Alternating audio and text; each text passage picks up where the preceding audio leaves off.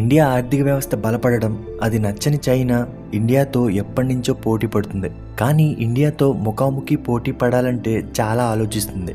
కాబట్టి భారత్ చుట్టూతా ఉన్న దేశాలతో కలిసి భారత్ని అప్పుడప్పుడు దొంగదెబ్బ తీయాలని చూస్తుంది.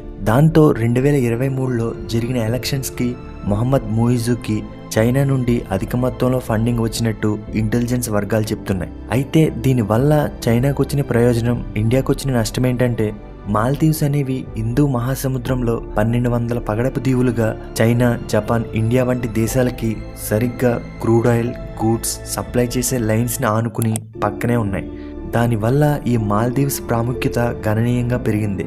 మాల్దీవ్స్ని కంట్రోల్లో పెట్టుకుంటే ఒక స్ట్రాంగ్ మిలిటరీ బేస్ని నిర్మించొచ్చని చైనా భావిస్తుంది.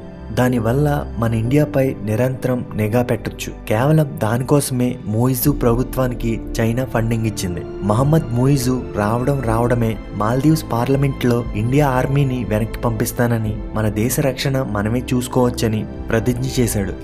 అప్పుడే సరిగ్గా మోదీ మాస్టర్ ప్లాన్ని ఇంప్లాంట్ చేశారు. దాంతో మాల్దీవ్స్ ఆర్థిక వ్యవస్థకు కోతపడింది. మోదీ లక్షద్వీప్కు వెళ్లారు. మొదట్లో మోదీని ఫోటోషూట్ కోసం లక్షద్వీప్కు వెళ్లారని, తన విధులను పక్కన పెట్టి ఎంజాయ్ చేస్తున్నారని ట్రోల్స్ చేశారు. కానీ అసలు మ్యాటర్ తర్వాతే అర్థమైంది. మన ఇండియన్ టూరిజం బలపడేలా తక్కిన దేశాలకి బుద్ధి చెప్పారని. అయితే మీరు నన్ను అడగొచ్చు, అప్పుడెప్పుడో అయిపోయిన దానికి ఇప్పుడు ఎందుకు ఇదంతానని. కానీ దాని ద్వారా తెర మీదకు వచ్చిన లక్షద్వీప్ గురించి, దాని వెనకున్న చరిత్ర గురించి మీకు తెలుసా? ఇప్పుడు మనం ఉక్కువీరుడుగా చెప్పుకుంటున్న సర్దార్ వల్లభాయ్ పటేల్ ఆ రోజు కాస్త ఆలస్యం చేసుంటే ఈ లక్షద్వీపాల్ని పాకిస్తాన్ ఆక్రమించి ఉండేది. అసలు మన భారతదేశానికి చెందిన ఈ దీవుల్ని పాకిస్తాన్ ఎందుకు ఆక్రమించాలని చూసింది, దాని వెనకున్న కథ ఏంటి అనేది తెలుసుకోవాలనుకుంటే వీడియోని స్కిప్ చేయకుండా చివరి వరకు చూడండి. అలాగే వీడియో ఇన్ఫర్మేటివ్గా అనిపిస్తే లైక్ చేయడం మాత్రం మర్చిపోకండి. ఇక చరిత్రను కొద్దిగా తిరిగేస్తే మన భారతదేశంలో 1947వ సంవత్సరంలో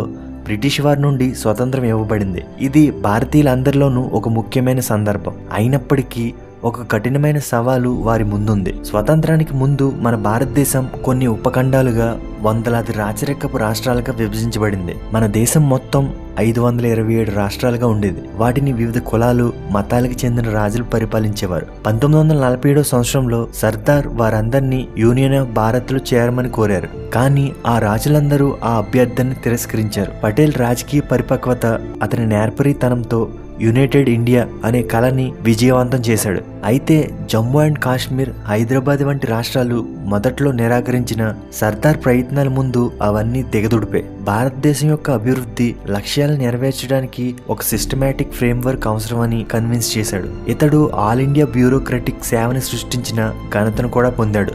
అతడు ఒక మేధావి. పటేల్ ఇంగ్లాండ్లోని ఒక సాధారణ స్టూడెంట్.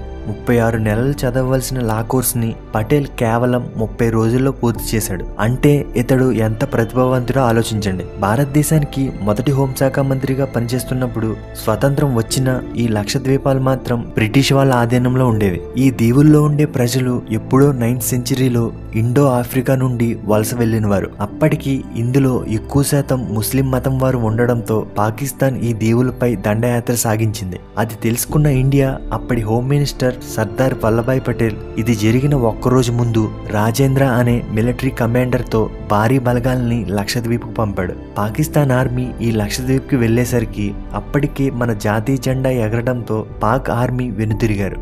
అప్పుడు పటేల్ ముందస్తు ఆలోచన పనికి ఇప్పుడు మనవి అని చెప్పుకుంటున్న ఈ దీవులు మనవయ్యాయి. లేకపోతే అప్పుడు పాకిస్తాన్ చేతిలోకి, ఇప్పుడు పాకిస్తాన్ చైనా బంటు కాబట్టి చైనా చేతిలో ఉండేవి. ఓకే ఫ్రెండ్స్, ఈ వీడియోపై మీ అభిప్రాయాన్ని కామెంట్ సెక్షన్లో కామెంట్ చేయండి. ఈ వీడియో నచ్చినట్లయితే లైక్ చేసి ఇలాంటి మరిన్ని వీడియోస్ కోసం ఛానల్ని ఇప్పుడే సబ్స్క్రైబ్ చేసుకోండి.